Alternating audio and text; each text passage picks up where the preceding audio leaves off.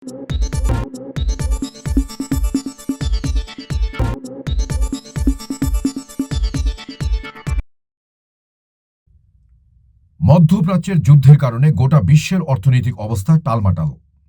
এর থেকে বাদ যায়নি ভারতের অর্থনীতিও। এই অবস্থায় দেশ জুড়ে জ্বালানি সাশ্রয় করার আহ্বান জানিয়েছেন প্রধানমন্ত্রী নরেন্দ্র মোদী। এরপর রাজ্য সরকার সরকারি দপ্তরে সপ্তাহে 5 দিন অফিস করার নির্দেশ জারি করে।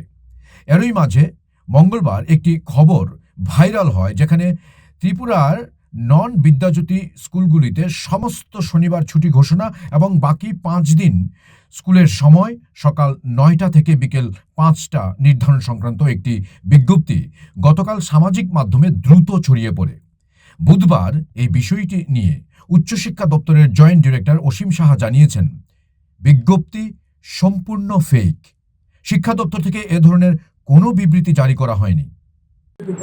না, আপনি নিজেই তো বলছেন এটা ফেক, কারণ বুঝলেই এই সংবাদের যা উঠেছে তা দেখলেই বোঝা যায় যে এটার কোনো ভিত্তিপ্রস্তর নেই, কোনো অফিসিয়ালদের সই শপথ কিছুই নেই।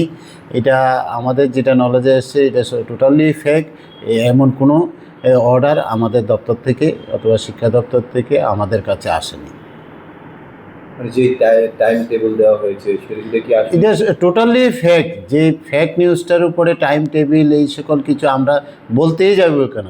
যেটা আছে সরকারি নির্দেশিকা সেটা চলছে।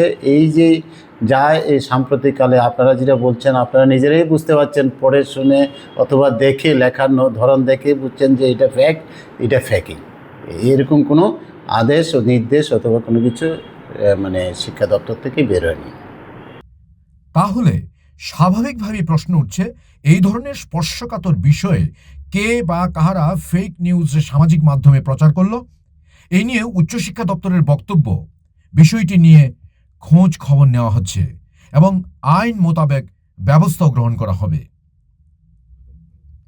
Bureau report, AGT live 24/7।